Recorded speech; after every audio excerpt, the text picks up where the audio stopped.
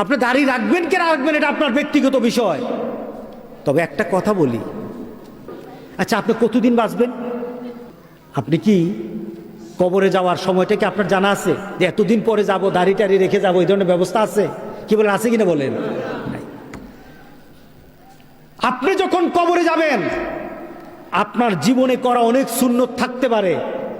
আপনার নামাজের সুন্নত, রোজার সুন্নত, আপনার উজুর সুন্নত, গোসলের সুন্নত, আপনার ঘুমানোর সুন্নত, ব্যবহারের সুন্নত, পরিবারের সুন্নত, আপনার সমাজের সুন্নত, সকল সুন্নত আপনি করে যাবেন। এগুলি রেকর্ড হবে। আর এটাকে যদি লাইভ করতে হয়, এটাকে যদি দেখাতে হয়, একটা সুন্নত আছে, এছাড়া আর কোনো সুন্নত দেখাতে পারবেন না।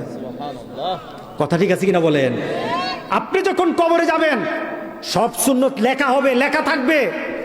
আর একটা সুন্নত কবরে যাবেন, মানুষ তাকিয়ে তাকিয়ে দেখবে, ফেরেশতারাও দেখবে, আমার রাসূলও দেখবে।